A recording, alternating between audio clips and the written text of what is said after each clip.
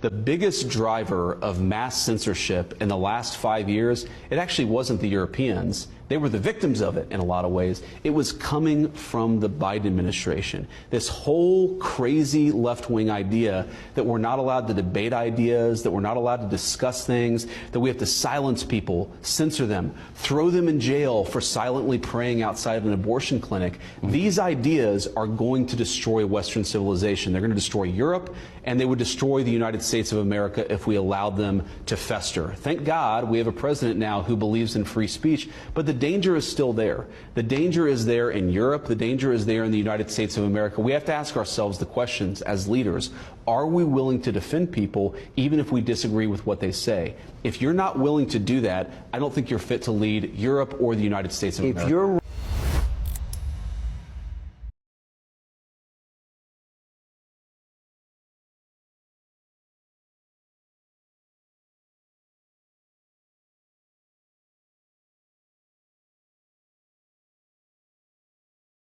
Well, I only have a minute left. Let me ask you,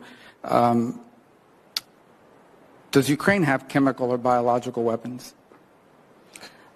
Ukraine has biological research facilities, which, in fact, we are now quite concerned Russian troops, Russian forces may be seeking to gain control of. So we are working with the Ukrainians on how they can prevent any of those research materials from falling into the hands of Russian forces should they approach. I'm sure you're aware that the Russian propaganda groups are already putting out there all kinds of information about how they've uncovered a plot by the Ukrainians to release biological weapons in the country and with NATO's coordination. If there's a biological or chemical weapon incident or attack inside of Ukraine, is there any doubt in your mind that 100% it would be the Russians that would be behind it? There is no doubt in my mind, Senator, and it is classic Russian technique to blame on the other guy what they're planning to do themselves.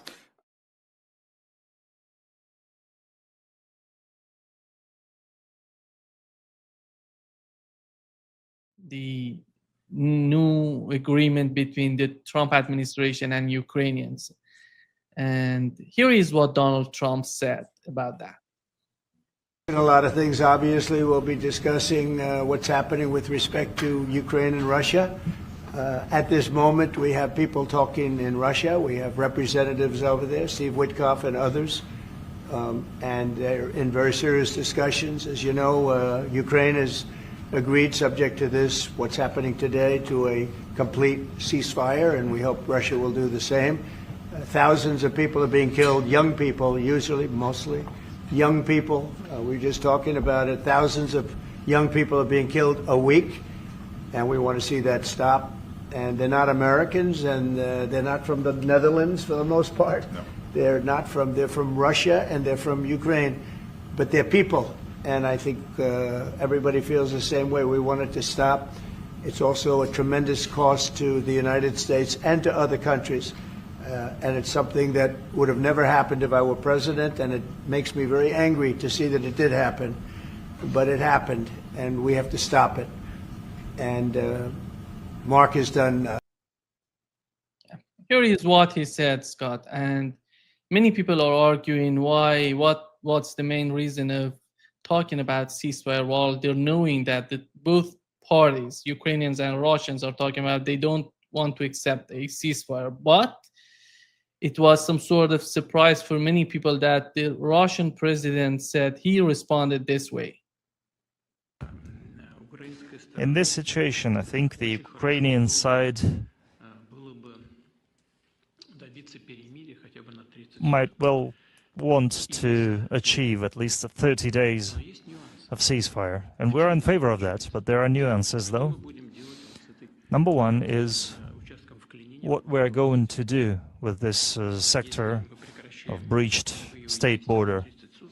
If we stop the hostilities for 30 days, what it's going to mean? Will that mean that everybody there is going to retreat without fighting? Are we going to have to let them go after all the atrocities they have perpetrated against civilians? or the Ukrainian leadership will command them to lower their weapons, drop their weapons and just surrender? How is it going to look? That's still unclear. And what about other issues along the entire contact line, which is almost 2,000 kilometers? And as you know, Russian troops have been advancing almost all along the contact line. And there already conditions are favorable for us to surround and encircle whole military units. How are they going to use those 30 days?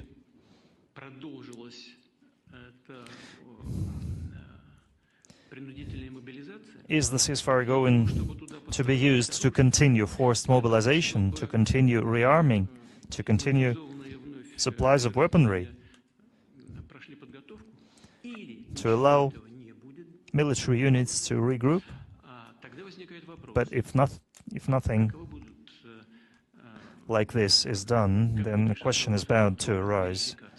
How is control and verification going to go? How are we guaranteed that nothing like that ever repeats? How is it going to be controlled? I really hope common sense tells everyone how it's going to look like, what it's going to look like. Who's going to give orders to cease the hostilities? And what will be the price of those orders? Just imagine 2,000 kilometers. Who's going to determine who broke the ceasefire along those 2,000 kilometers? And who's going to lay blame on others for breaking this agreement? Those are all issues that require very careful studying from both sides. So the very idea is great, I think it's correct, and we, of course, support it. There are, though, certain issues that we still need to look into and to discuss.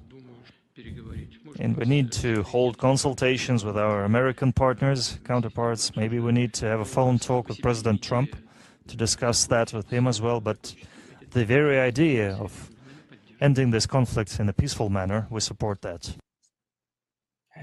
He simply says that the idea is so nice to think of, but how can we implement that? The various issues that he has raised during his response. What's your take on the way that Russians are thinking of a ceasefire between Ukraine and Russia? Well, first of all, we have to stop pretending that all this took place in a vacuum. We have to stop pretending that this narrative began in Riyadh earlier this week with a dialogue between the United States and Ukraine.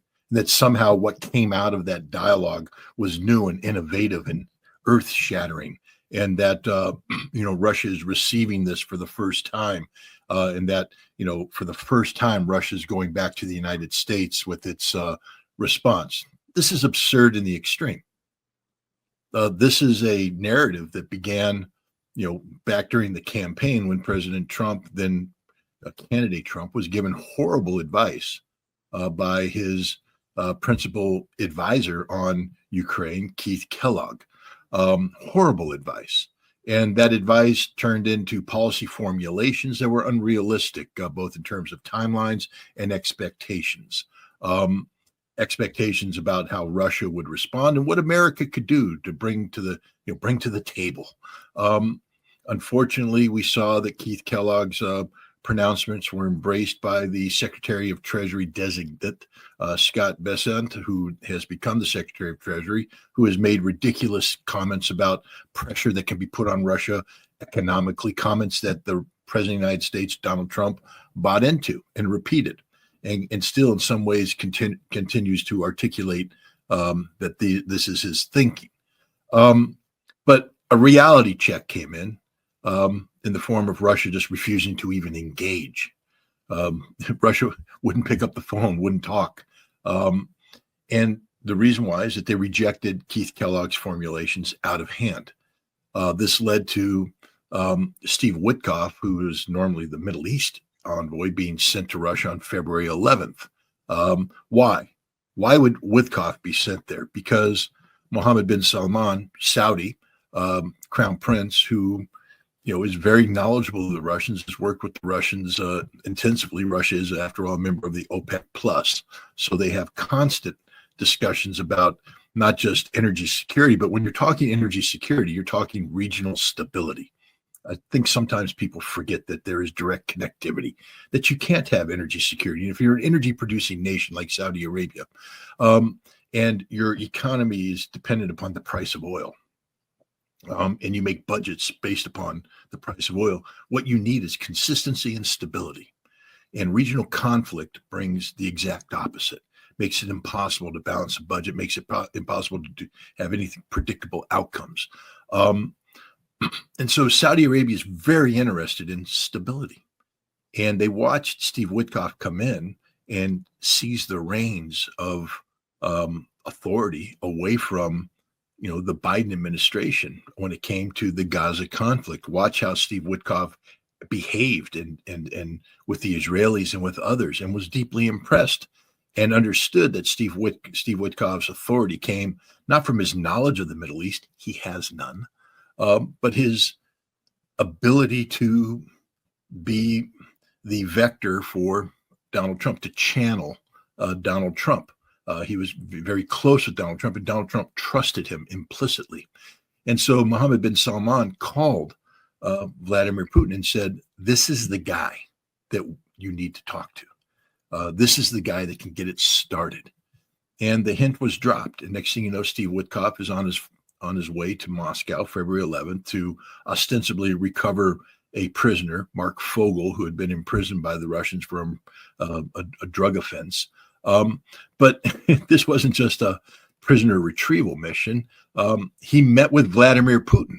Now, let me just, again, sometimes you got to explain things to people because they don't understand the significance of it. You just don't meet with the Russian president, just like you just don't meet with the American president. When you meet with heads of state of this caliber, there has to be a reason. His time is valuable. Why is he going to allocate time to Steve Witkoff to talk about Mark Fogel? Nope. It's because he wants to take advantage of Witkoff's access to Trump to receive a message and to send a message. And whatever conversation they had resonated greatly. And it wasn't just a meeting between Witkoff and Putin. Putin brought in somebody else, a name that nobody, unless you've been following Russia intimately, like me, nobody knew before this happened. How many people can honestly say that they knew who Kirill Dmitriev was? When they heard that name, most people went to Google and said, who the hell is Kirill Dmitriev, and why is he meeting with Steve Witkoff? What's the importance? Why is the head of Russia's sovereign investment fund meeting with the emissary of Donald Trump? Because they speak the language of international business, and because Dmitriev was setting Witkoff straight on the reality of the Russian economy, the false expectations that Trump had about certain policy directions that could put pressure on Russia. You need to set the record straight, what can be achieved and what can't be achieved, and to talk about the potential of the economic benefits of a renewed economic relationship. This is broader than just Ukraine. In fact, the conversation appeared to discuss almost everything but Ukraine. Witkoff went back. The very next day, Trump has a 90-minute phone call with Donald Trump, with Vladimir Putin. I bring this up again because if you're acting as if what we're hearing from Putin today is the first time he's considered Donald Trump's position, you're wrong. You're fundamentally wrong. He heard Donald Trump's position back on February 12th when they had a 90-minute phone call where they exchanged ideas. This phone call didn't just happen out of the blue. They were both ready for it. They both knew what they wanted to say. They said it. They listened. And then it was followed up by a meeting in Riyadh between the Secretary of State and his counterpart, the Foreign Minister of Russia. It wasn't just them. Michael Waltz, the National Security Advisor, met with his counterpart, Mr. Ushakov, and Kirill Dmitriev was there too, meeting with Steve Witkoff. You had three levels of connectivity there. Very detailed exchange of ideas, rather than simply Ukraine.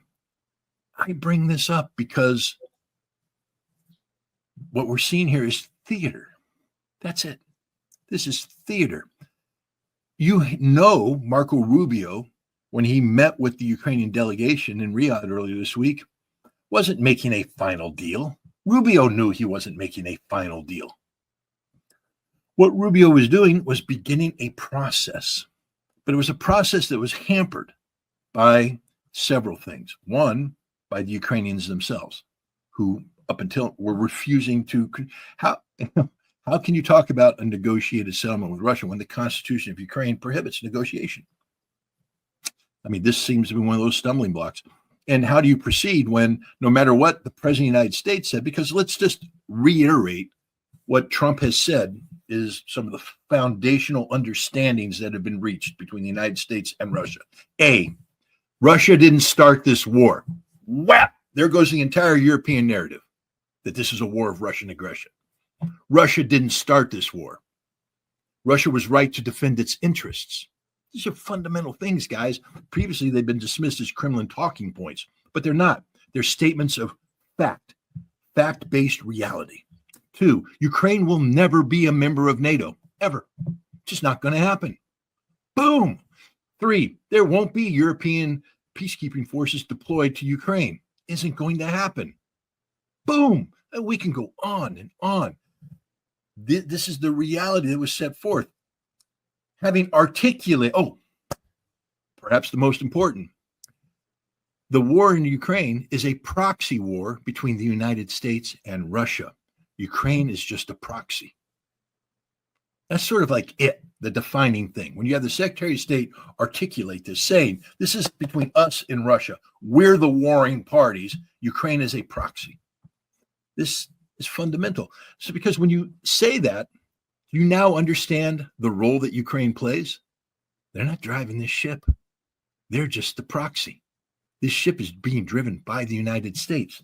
The United States started this war. The United States is the one who set the objectives of this war, which we know are the strategic defeat of Russia. And Ukraine is simply the proxy. Ironically, it's not just that this is a Kremlin talking point. I remember when I was put on the Mirtwort's death list and put on the Center for Countering Disinformation's hit list. One of the reasons why they said is that I was saying that the war is a proxy conflict between NATO and Ukraine. And that apparently is the death penalty. I'm supposed to be killed because I said that. I found it interesting, the timing of this, because about a week and a half later, the Ukrainian defense minister came out and said, oh, no. This is a proxy war between NATO and Russia, and we're happy to be that. Give us more weapons, and we will serve as your proxy. Guys, this has been known from day one. Only idiots and the mainstream media, I guess they're the same, have been articulating something different. And so now we have foundational understanding of this conflict. So what is the role of Ukraine? It's an insignificant role. And we saw the way that Donald Trump treated Zelensky in the White House. Dismissive. It was an ambush, time to demean him. And there's a reason for this. What happened in Riyadh? We know Zelensky was in Riyadh. We all saw the photographs of him meeting with Mohammed bin Salman, the crown prince. But the president of Ukraine, why wasn't he heading up the Ukrainian delegation? Why was the presidential advisor heading it up? Because the United States said Zelensky's not welcome at the table. Don't bother. We don't want you there. You're not part of the solution. You are the problem. So again, we have to understand all this when we bring into, try and put context into the statement that Marco Rubio used to initiate everything that you're premising this show on. But there's something else that happened too, because who visited the White House prior to Zelensky's humiliation? Emmanuel Macron and Keir Starmer. And they visited the White House. They tried to articulate Europe's vision of what's going on, which wasn't, by the way, a vision predicated on a ceasefire, but a vision predicated on continuing this conflict until Russia was defeated. Again, let's just make things very clear. Europe was dead set against a ceasefire. The European posture was, we must humble Russia. Russia must be defeated. so that Russia knows it can never stand up to Europe again. That's what they said. I'm not making it up. And they met to talk about 800 billion euros worth of infusion of defense funding, getting boots on the ground. The French were talking about getting their nuclear deterrence deployed into Germany, putting air cover over Ukraine. War. And now you're Donald Trump saying, I want to bring this war to an end. If I only negotiate with the Russians without bringing in Ukraine, then we have a problem with Europe, because the strategic objective for Donald Trump here is peace and stability in Europe, so the United States can disentangle itself from the European web and reallocate diplomatic, economic, and military resources to the Pacific to deal with the principal issue of China. Never forget that. Ukraine is a sideshow for what Trump wants to do with China. Not military. We talked about this before. I don't believe that Trump's looking for a war with China. I think Trump's looking for an equitable solution to the tensions that exist between China and the United States. It's a whole different negotiating posture and step, and I don't want to bring it up here, except to point out that you can't do that if you're tangled up in a war in Europe. And left to their own devices, the Europeans apparently were willing to have a war with Russia. That would be problematic for the United States. So how do you resolve this? And again, I want to just once again remind your audience that prior to the meeting in Riyadh between Rubio and Yermak, the presidential advisor to the president of Ukraine, Europe was talking about humbling Russia on the battlefield, that there could be no ceasefire, that this war could only end with a Russian military defeat, and Europe was going to be the one to ensure that defeat occurred. That was the European posture. Then Marco Rubio comes out with Mike Waltz, and they talk about, we've agreed to a 30-day ceasefire. And there are certain conditions that the Ukrainians laid out, but it's a 30-day ceasefire, and the ball is in Russia's court. Those are very important words. Why? Because immediately out of every capital in Europe came this following statement, almost word for word. We love the idea of a ceasefire. Wait a minute. Didn't you just say that there can't be a ceasefire? Russia must be humbled militarily, defeated. But now Europe's saying, we love a ceasefire. It's the greatest thing. And the ball is now in Russia's court. They said it. Everybody said the same thing over and over again, which means that this was scripted. What the United States did is trap Europe. That's what happened in Riyadh. It's not about trapping the Russians. Everybody, oh, look, we outflanked the Russians. You never outflanked the Russians. How do you outflank somebody named Sergei Lavrov that's been around forever, who's been doing this forever? Vladimir Putin, who's been the leader of Russia for a quarter of a century.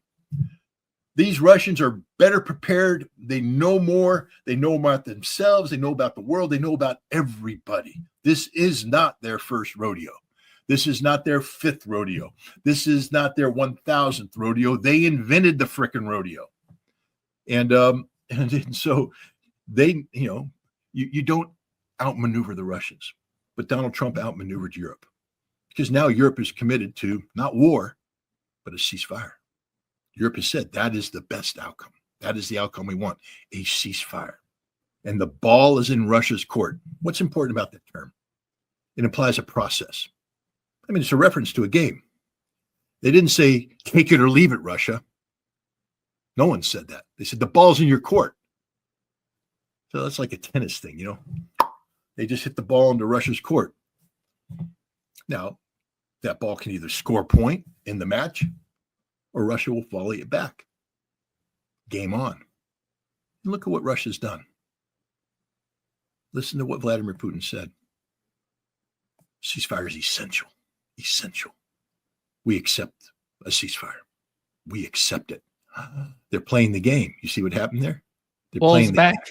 But then they went backhand back and said, but there are conditions. Now, here's the interesting thing about the conditions. They didn't send the ball back into the Ukrainian court because they don't give a damn about the Ukrainians.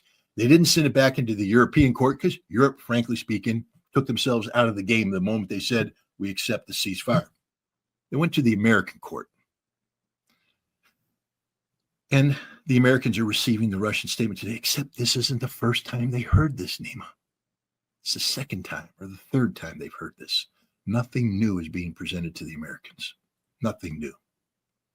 And they will make sure that that point's driven home when, as Putin said, maybe there needs to be a phone call between us and Trump. When you have the President of Russia and the President of the United States speaking on such an important issue, that's bad news for Europe, and that's bad news for Ukraine, because the United States is going to agree to most, if not all, of Russia's conditions, because it's a game we started. We got Ukraine to agree to play the game, and then we got Europe to buy into the rules of the game. Now the Russians are saying reality-based, because that's the other thing that the Trump administration kept talking about, whether it's Pete Hegseth or whether it was J.D. Vance, whether it's Marco Rubio, whether it's the president himself, that we have to be dealing with the situation as it exists on the ground, the reality of it. And Russia is about to set forth the definition of what reality is. I don't think that this is going to be the last negotiation, but I think this is the most important negotiation. Everything else was a setup for this. The Ukrainians have committed to a process. Europe has bought into the process. Russia agrees to the process. We have a tennis match. And now Russia is sending the ball back, but the player isn't Ukraine. First of all, let's understand the following. Zelensky has been sidelined. The United States humiliated him in Washington, D.C., and then he was in Riyadh meeting with the Crown Prince, but he wasn't allowed to be the head of the delegation. He's the problem, not the solution. And right now, inside in Kiev, you hear talk now that he's out. He's done. And my guess is that he'll be out of there within 2 weeks. I don't know where he physically is right now. I don't know if he's on the sidelines of the G7 meeting. I don't know if he returned to Kiev, but he can't last long in Kiev. He's been discredited as a leader, humiliated as a leader. And he has once again directly contradicted the United States after a meeting where his negotiating team received information from Marco Rubio about territorial concessions, that this isn't going back to 2014 or 2022. It's dealing with the reality that exists today. And the Ukrainian delegation went, yeah, we understand that. Zelensky came out and said, no, 2014. We get everything back. We get all of Novorossiya, Kherson, Zaporizhia, Donetsk, Lugansk, and we get Crimea. That's the only term. He is so far removed from reality, it's not even funny. So he's finished. It's the end of Zelensky. And when Zelensky goes, you're going to see a collapse of Ukraine, political will, social will. And all Russia has to do is keep the game playing until Ukraine gets into a position where they will comply with Russia's demands. And Europe will have no choice but to follow along. This is the game that's being played. It's called diplomacy. It's a master class being put on by the Russians, and I believe with the assistance of the United States. Who's not in Moscow right now from the United States? Marco Rubio. Not there. Why? Why isn't the Secretary of State, who has been involved in these negotiations, not present for the most important negotiation? Because he's always been a figurehead. There's somebody else pulling the strings, somebody else calling the shots. And Rubio isn't needed for this. In fact, he's a distraction from this because Rubio has tainted himself with the Ukrainian brush and the European brush. So he's over there now playing with Europe. Well, what happened to the last person who was supposed to be the one leading the efforts and they got sidelined and sent to Europe? His name was Keith Kellogg. You do know that he was fired. He's no longer the special envoy. I'm not saying that Rubio is going to be fired. I'm going to say that Rubio is not going to be a major part of the Russian negotiation going forward. This is now in Donald Trump's hands. Steve Witkoff, although they said he's not going to be the principal negotiator, Steve Witkoff is the facilitator. And he's got this in Trump's hands. And I think that once Trump and Putin nail down the basics, they'll bring in a closer who will come in and close the deal. And that's going to happen in a matter of weeks. I think Zelensky's going to be gone. The Ukrainian government collapses. Now you have the conditions to where Russia can come in and participate in a post-conflict election that gets their man installed, gets a parliament, a Rada installed that's willing to make the constitutional changes that Russia views as a prerequisite for denazification, who will agree to demilitarization on the terms set forth by Russia. And Europe will have no choice but to comply with this. This is what happened in Riyadh. Europe was trapped into a position where a ceasefire is now the primary policy objective, as opposed to humbling Russia, defeating Russia, all the things they were talking about. That's not being talked about now. They're talking about, the necessity of a ceasefire. This is the game. We're moving towards a ceasefire, the conditions that need to be met to make a ceasefire possible.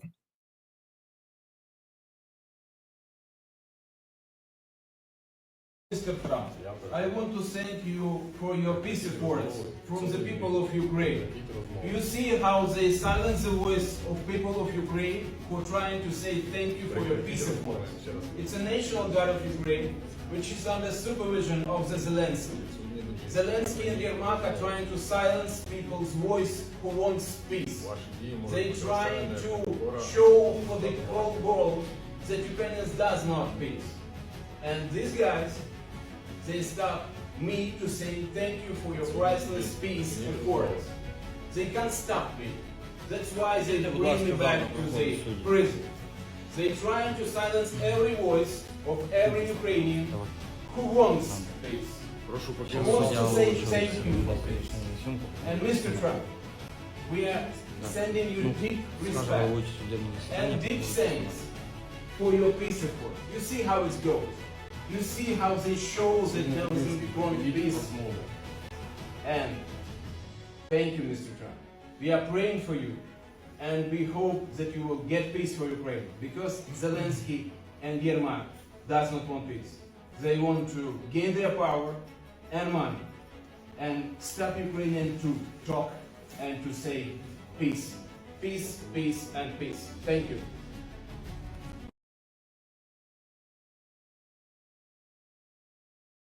Trouble. Can I Wait a answer? minute. No, Can you've I done a lot answer? of talking. Your country is in big trouble. I know. You're not I winning. know. You're not winning this.